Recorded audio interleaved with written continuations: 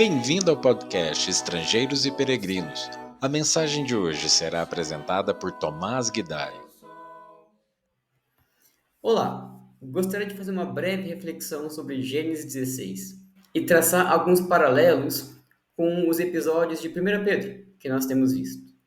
Vamos começar com uma leitura de Gênesis 16, versículos 1 e 2. Ora, Sarai, mulher de Abrão, não lhe dava filhos. Tendo, porém, uma serva egípcia, por nome Agar, disse Sarai a Abrão: Eis que o Senhor me tem impedido de dar à luz filhos. Toma, pois, a minha serva, e assim me edificarei com filhos por meio dela. E Abraão anuiu ao conselho de Sarai. O capítulo começa aqui com um problema na vida de Sarai. Ela não conseguia ter filhos. Ela era estéril, conforme capítulo 11, versículo 30 nos informa. E estava ficando cada vez mais velha. Já tinha 75 anos a essa altura. E era comum as mulheres ficarem tristes e angustiadas, muito mais comum do que hoje, pelo fato de não terem filhos. A gente pode lembrar de Ana, mulher de Eucana, podemos lembrar de Raquel, mulher de Jacó, que também se entristeceram pelo fato de não poder dar à luz filhos, não poder construir uma família com o seu marido. E fora essa angústia, pesava sobre Sara uma promessa que Abraão recebeu do Senhor. Várias promessas em Gênesis capítulo 12, em que ele teria uma descendência numerosa, a descendência dele receberia uma terra, que todas as famílias da terra seriam abençoadas por meio da descendência de Abraão, mas todas essas promessas exigiam um filho. E Sarai não conseguia dar isso ao seu marido. Sarai pensou que isso vinha do Senhor, que o Senhor havia deixado estéril. E ela concluiu então que as promessas que Deus fez a Abraão foi a Abraão somente, e que não necessariamente envolvia ela, porque ela não conseguia ter filhos. A solução que ela teve, dar sua serva Agar a Abraão. E assim Deus poderia cumprir com suas promessas, porque Abraão poderia ter um filho com a sua serva. Mas mais tarde, no livro de Gênesis, vai ficar bem claro que a vontade de Deus, as promessas de Deus, envolviam a própria Sara também. De modo que Deus veio a rejeitar o filho de Agar como o herdeiro da promessa, porque o herdeiro da promessa seria um filho de Abrão e Sarai. Pelo que eu li, era comum que uma mulher que fosse estéril oferecesse sua serva ao seu marido, e esse filho que a serva viria a ter seria considerado como filho da própria mulher. E assim a mulher poderia construir, edificar uma família, que é o que Sarai disse, por meio desse filho da serva. Mas, embora fosse comum à época, talvez normal à época, não era esse o plano original do Senhor. Deus, lá em Gênesis 2, deixou bem claro que seu plano original era que o homem se casasse com uma mulher só e não tivesse mais do que um. E o texto diz que Abraão anuiu, isto é, consentiu com o conselho de sua esposa. E isso é tudo que é dito sobre Abraão. Algumas versões dizem que Abraão ouviu a voz de Sarai, ou Abraão atendeu a voz de Sarai. E pelo que eu pesquisei, na língua original é essa mesmo a ideia de ouvir, de atender a voz de sua esposa. O que é exatamente a mesma coisa e a mesma frase também na língua original do que acontece em Gênesis capítulo 3, versículo 17. O Senhor disse a Adão o seguinte: visto que atendeste a voz de tua mulher. Então, a falha de Adão ao comer do fruto foi que ele atendeu a voz da sua esposa. Aqui, Abraão faz a mesma coisa, ele atendeu a voz de Sarai. A falha de ambos foi a mesma. Simplesmente atenderam o pedido de suas esposas sem discernir o que elas estavam sugerindo, sem pensar mais atenciosamente no que elas estavam falando. Abraão, por exemplo, não pensou em como o conselho de sua esposa poderia violar os princípios divinos sobre o casamento. Nem pensou nas terríveis consequências para a família que teria se ele se envolvesse com mais uma mulher. Abraão não pensou também em como esse conselho de Sara manifestava um descontentamento dentro dela, uma impaciência para com as promessas do Senhor, uma até desconfiança do Senhor. Abraão não pensou em tudo isso, nem pensou em como ele poderia ajudar a sua esposa. Ele simplesmente acatou o que Sarai tinha a dizer. Certamente era muito mais cômodo para Abraão acatar o pedido de Sarai. Talvez ele tenha ficado com medo de se opor ao pedido de Sarai, e isso poderia gerar uma reação negativa nela. Talvez ele ficou com preguiça de se envolver no caso de Sarai, para ajudá-la a aprimorar o seu caráter. Provavelmente foi bem mais rápido e bem mais fácil solucionar todo esse problema apenas consentindo, apenas aprovando o conselho de Sarai. Pedro, todavia, escreveu: Maridos, vós igualmente, vivei a vida comum do lar com discernimento. Isso está lá em 1 Pedro 3, versículo 7. Os maridos precisam dar atenção à sua esposa, viver a vida comum do lar.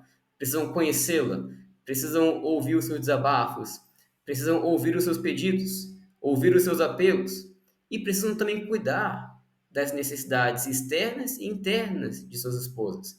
Viver a vida comum do lar. Mas Pedro disse para fazermos isso com discernimento. Isto é, sabendo analisar as motivações da esposa, a natureza do pedido, dos desafios da esposa.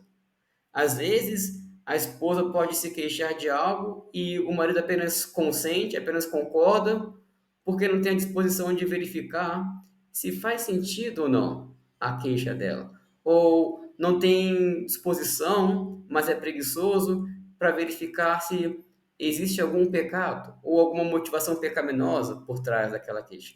É muito mais fácil ouvir e dizer realmente você tem razão do que prestar atenção, verificar, analisar e observar se há algo de errado no comportamento da sua esposa. É muito mais cômodo apenas consentir.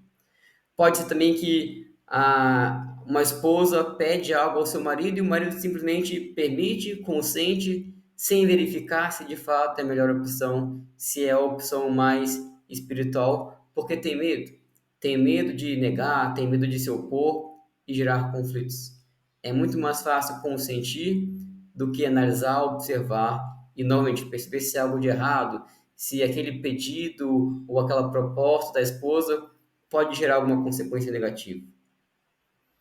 Certamente, esposas vão nos dar ótimos conselhos ao longo do casamento, mas precisamos entender que elas também estão vulneráveis ao pecado, também estão vulneráveis ao egoísmo, ao orgulho.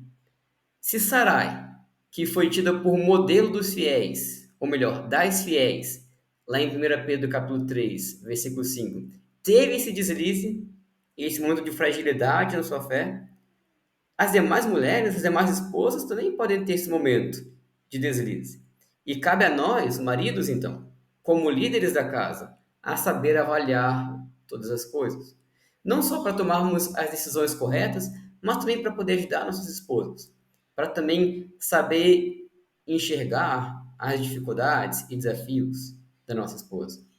Infelizmente, nesse caso aqui, Abraão foi um claro exemplo de alguém que simplesmente acatou o pedido de sua esposa, sem saber discernir a sua queixa e o conselho de Sarai.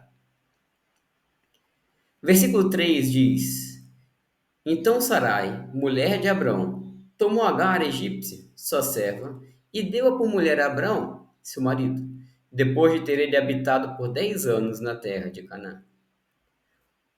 Mas um paralelo com o capítulo 3. O comportamento de Sarai aqui nos lembra o comportamento de Eva no Jardim do Éden. Lá em Gênesis 3:6 diz que Eva comeu do fruto e o deu também ao marido e o marido comeu. Eva pegou o fruto e entregou ao marido. Bem parecido aqui em Gênesis 16. Sarai pegou sua serva e entregou ao seu marido. É muito mais comum nós lermos na Bíblia a expressão de que o homem tomou uma mulher para si. É o que é dito sobre Abraão com Sara, que Abraão tomou Sarai para ser sua esposa.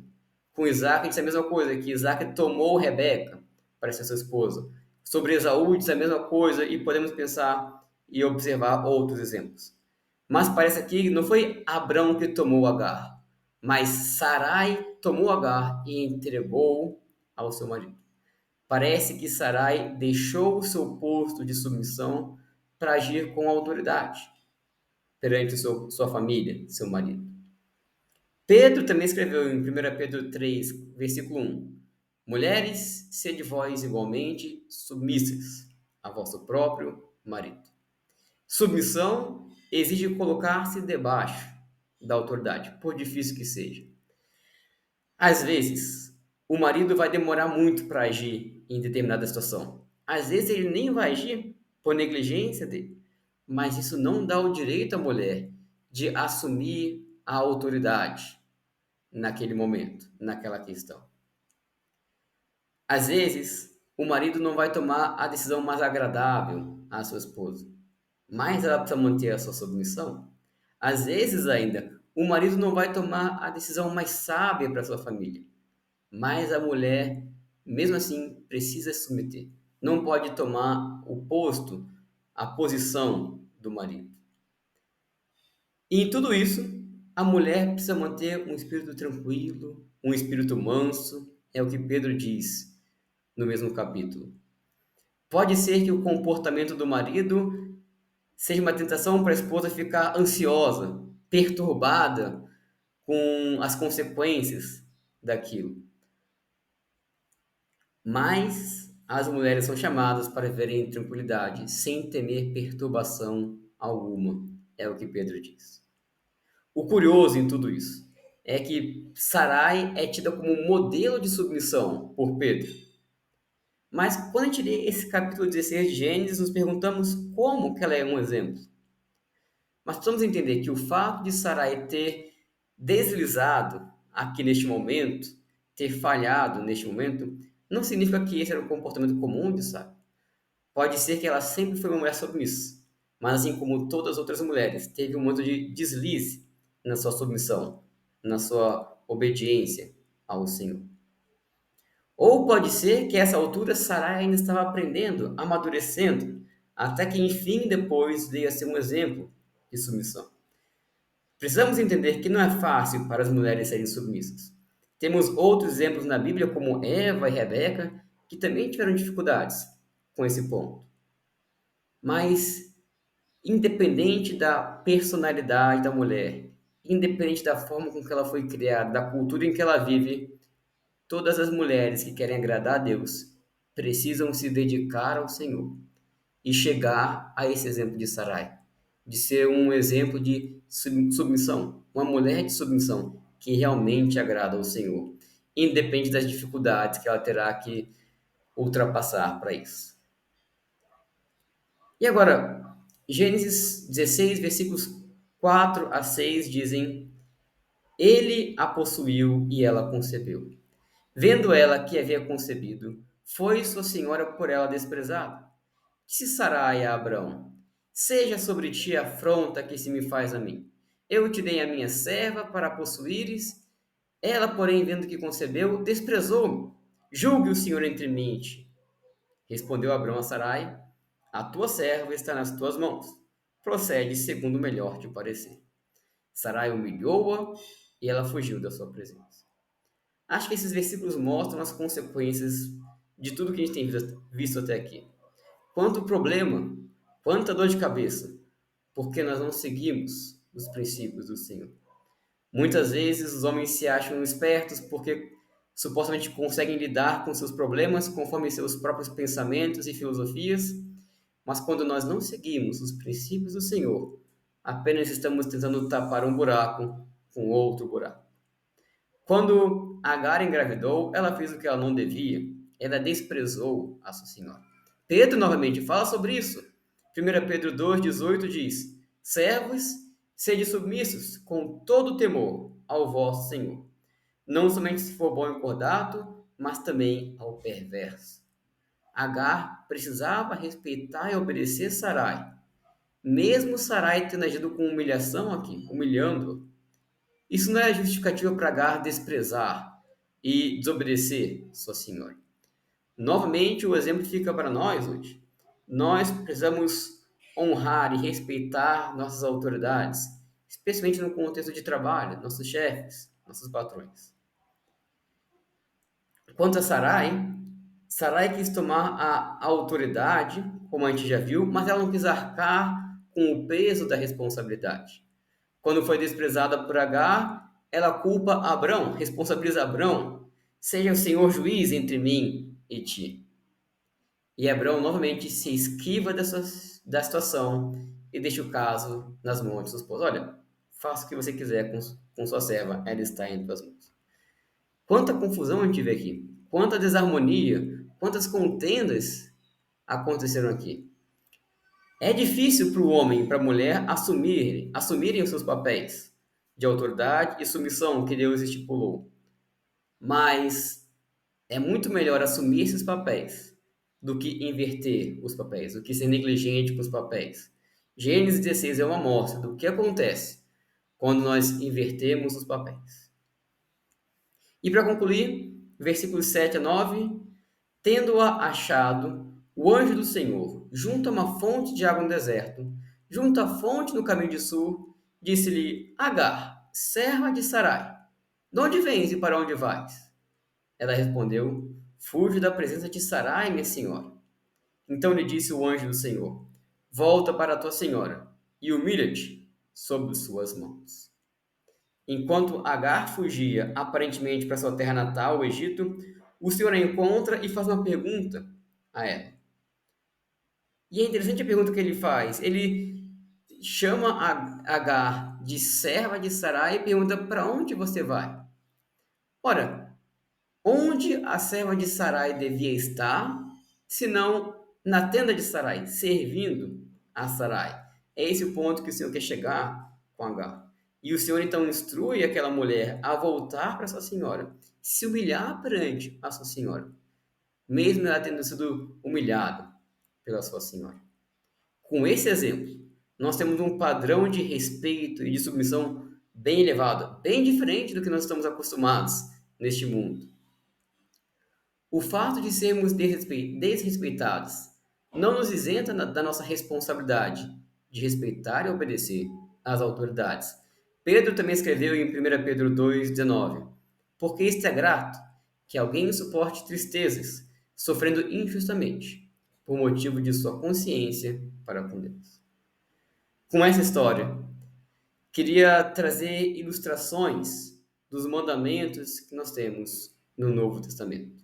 Meu objetivo é nos levar a refletir sobre como temos desempenhado os nossos papéis de marido, esposa, funcionários. Por mais tentador que seja fugir dos padrões divinos, eles são sempre a melhor opção que nós temos.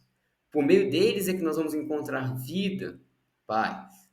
Vamos nos submeter à sabedoria divina e lutar contra a correnteza de pensamentos e filosofias do mundo, que vão na contramão dos princípios do Senhor. Obrigado por nos acompanhar nessa jornada pelas Escrituras. Volte amanhã para ouvir mais uma mensagem do podcast Estrangeiros e Peregrinos.